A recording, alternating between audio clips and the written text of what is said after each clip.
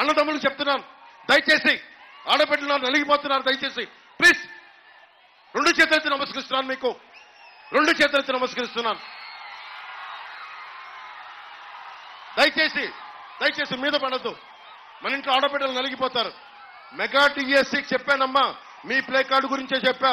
రాగానే mega TSC మీదే మొదటి సంతకం, మొదటి ఫైల్ కదులుతుంది. మీకు ఆ మాట ఇస్తున్నాను. మీకు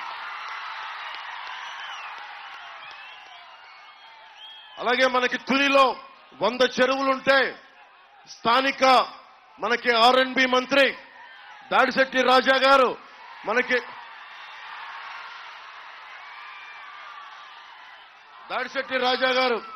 చెరువుల సంగతి, చెరువుల బదులు లోయలు చేశారు.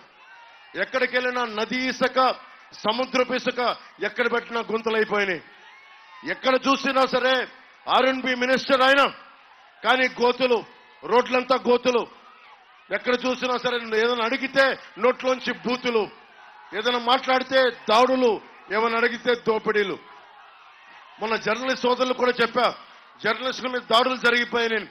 మొట్టమొదటిసారి తునిలోనే ఒక పాపులర్ పేపర్ విలేకరిని దారుణంగా చంపేశారు. ఇది పత్రికా స్వేచ్ఛకి విఘాతం కలగకుండా కూటమి ప్రభుత్వం మీకు అండగా ఉంటుంది. అలాగే తునిలో విపరీత బలమైన వాణిజ్య కేంద్రం, వ్యాపార కేంద్రం. ఇలాంటి తునిలో ఉన్న మార్కెట్ యార్డుకి నిర్వహణ సరిగ్గా లేదు, విశ్రాంతి గదులు లేవు. యార్డులు అభివృద్ధి చేయాలి, తాగునీరు, విశ్రాంతి హాలు సౌకర్యాలు కావాలని ఉంది. మీరు యనమల దివ్య గారిని మనస్ఫూర్తిగా జనసేన మద్దతుదారులు, జన సైనికులు అందరూ అండగా ఉండండి. మార్కెట్ యార్డు తాలూకు అవసరాలని, విశ్రాంతి గదులని, తాగునీరు, ఏ సౌకర్యాలు కావాలో అవన్నీ కల్పించే బాధ్యత తీసుకుంటాం.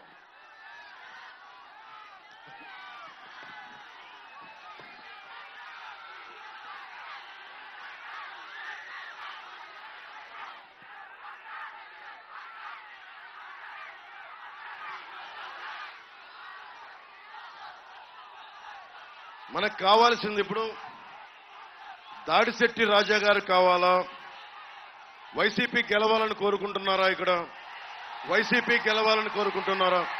వైసీపీ అమ్మ ఆడబిడ్డలు మీరు చెప్పండి, వైసీపీ కావాలా? దయచేసి మీద పడద్దు. వైసీపీ, ఎందుకంటే రాష్ట్రం మొత్తం కూటమి ప్రభుత్వం వచ్చేస్తుంది.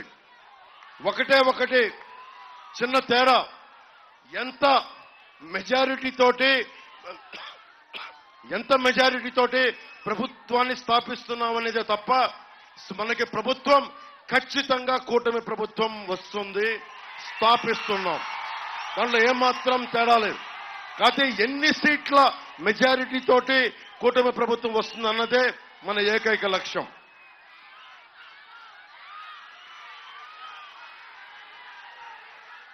తాండవ నది గురించి మాట్లాడుతూ ఉన్నారు. తాండవ నది ఇసుకలే నది అయిపోయింది అంటా ఉన్నారు.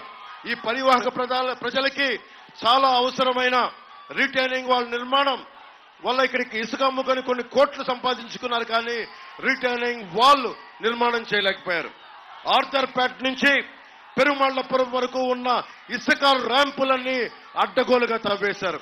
దశాబ్దాల వరకు తవ్వుకోవాల్సిన 5 సంవత్సరాల్లో తవ్వేశారు.